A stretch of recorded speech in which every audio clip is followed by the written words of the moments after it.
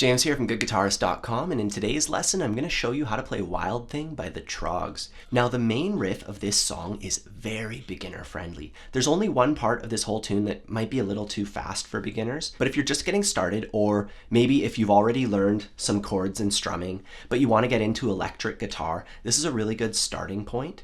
And if you want to move further and get into playing bar chords, the shape that we use in this song is super helpful for that. You know, this is like the gateway into bar chords. If you need extra help along the way, I have a couple resources for you. There's my free ebook covering lead guitar. It covers the power chord shape that we're going to learn, navigating the fretboard, hammer-ons, pull-offs, a bunch of really cool stuff.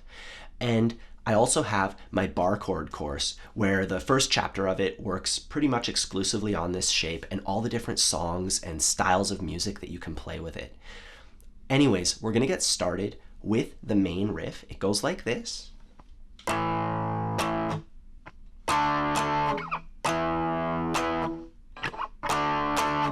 So all I'm doing there is I'm making a shape with my hands and I'm just moving that shape around the fretboard. We'll start off on the lowest string, the thickest string, at the 5th fret. Then on the next string, we play the 7th fret. And on the next one, we also play the 7th fret. So you can see the tip of my first finger, remember to use the tip, that's on the 5th fret of the lowest string. Then I have my ring finger, or my 3rd finger, on the 7th fret of the A string. And then I have my pinky on the 7th fret of the D string. And the underside of this finger is touching these 3 strings so that they don't make any noise. So let's just try that out. Let's strum that shape.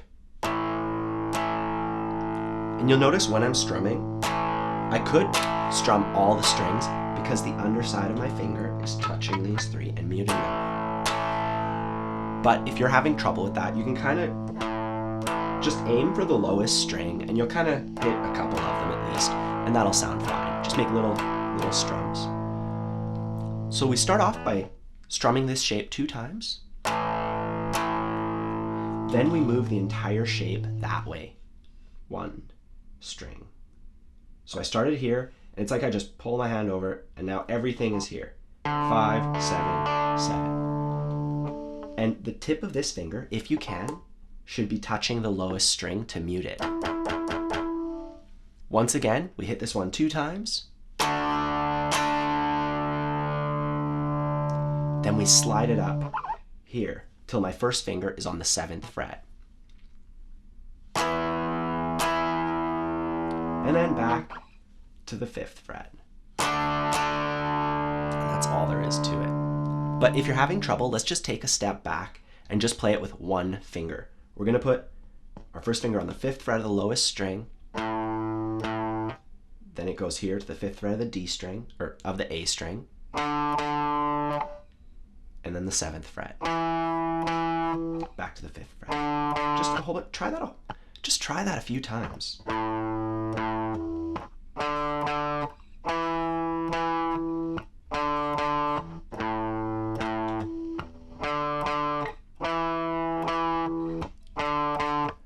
And once you're comfortable with that and you kind of know where to move your hand to, we can add the rest of the shape. So this finger is the leader.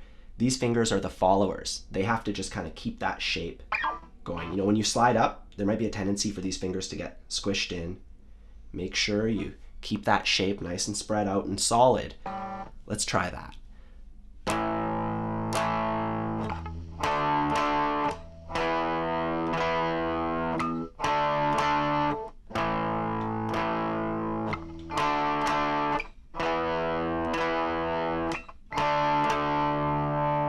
So that's the shape part of it, and if you're having trouble with that, like I said before, you should check out the free preview for my bar chord course because we do practice this exact shape for quite a lot of it. Otherwise, we can take a look at the rhythm, counting this out to make sure that you play it like the song. And I think a really easy way to do it is from our first chord, we go down, down, 3. So we switch on 3. 1, 2, switch, down, down. 1, 2, 3, down, down. 1, 2, 3, and 4. You could count out the whole thing. I'll do it super slowly. 1 and 2 and 3 and 4. 1 and 2 and 3 and 4. Anytime you're having problems with rhythm, you just have to slow it down to a super slow pace. Count out loud. 1 and 2 and 3 and 4 and then you just see which numbers the strokes align with. So in this case, we have a down strum on 1 and on 2. We switch on 3, and then we have one on and of 3 and on 4. So it's really straightforward when you look at it that way, and you can just practice it that way super slowly to get the mechanics going. And once you have the mechanics going and your hands are moving the right place and everything, then you can start tightening up the rhythm. So that's the rhythm for the first half. The second half is exactly the same, except we start here. So we're on the 7th fret of the A string. 1 and 2 and 3 and 4. It's the exact same thing though. 1 and 2 and 3 and 4. All together. 1 and 2 and 3 and 4. And 1 and 2 and 3 and 4 and. So take a moment with that, and when you're ready, we can try it together nice and slow. 1 and 2 and 3 and 4 and.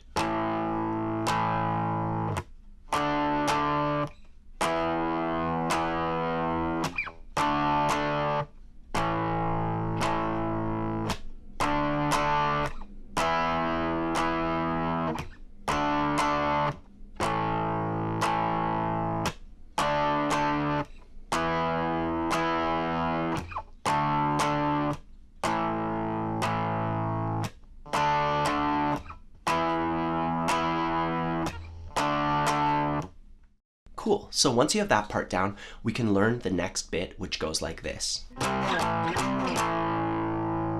we do that 4 times. And this is the part that I said might be a little bit fast if you're just getting started. But as far as, learning it, it's quite easy. We take our first shape, our power chord with the root on the 5th fret of the low string. We're gonna go up now till our first finger is on the 8th fret. So here's where we start. We go, I'm just gonna say what fret number that finger's on. 8, 5, 8, 5. And that's it. We just go 8, 5, 8, 5. And I wanna know. He just does all these callback things. And while he's singing and I wanna know and all that stuff, you count so that you can keep track of where you are in the music. Because a lot of the times when the rhythm goes away, like if you have a part of the song like that,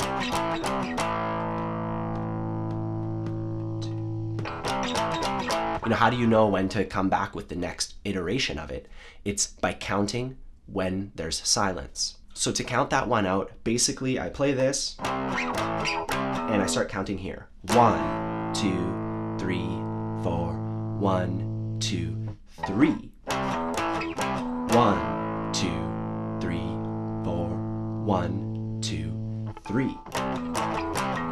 And we end up doing that whole thing 4 times. And then we go back to the first part. And that's pretty much all there is to this entire song. So let's try that second bit together nice and slow. 1, 2, 3, 4.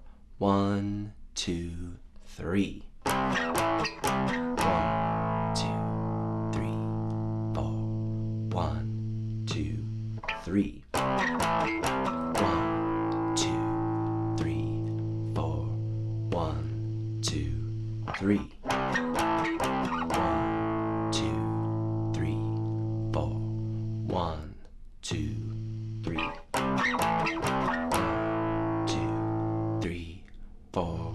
1, 2, 3, 4. Wild thing. And then we go into the other part. So the only thing that we haven't worked out at this point is how to transition from the first bit into the second bit. And it's actually quite simple. We play this.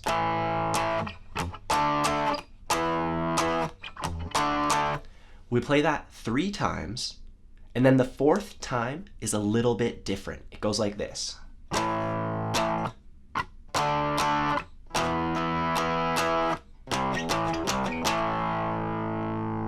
So I started off the same way. Once I got to this point, I went down, up, and then I went into the second part. So it's like down, up, second part, and that stuff. So work that out really slowly. I'll do it nice and slow one more time. 3, 4.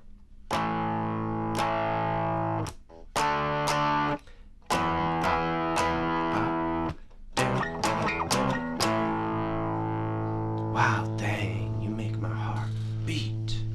So at this point, you can play through the entire song. That's all you have to do is just go between those two parts. I showed you how to transition between them. You just got to practice and put it together.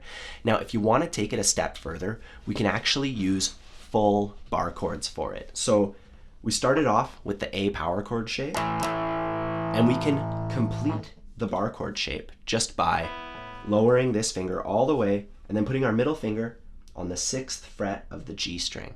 Another way to think about it is you make your E shape using these 3 fingers. You save your first finger, then you just slide it up, and you put your first finger down on the 5th fret. So it's like having a capo on the 5th fret and then making an E chord. That's another way to think about bar chords. So we have that first one, and then we go here. So this is 5, 7, 7, 7, and I'm barring 3 strings with my ring finger. This is why bar chords are hard, right? Then we go up to the 7th fret with our first finger.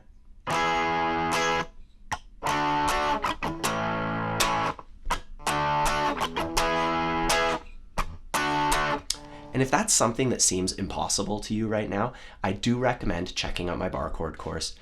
Otherwise, have fun with the power chord aspect of this. It will definitely prepare you and give you the finger strength that you need to eventually work your way into that stuff. And if not, you can use that power chord shape to play like a trillion, rock and roll, indie rock, a whole bunch of types of songs.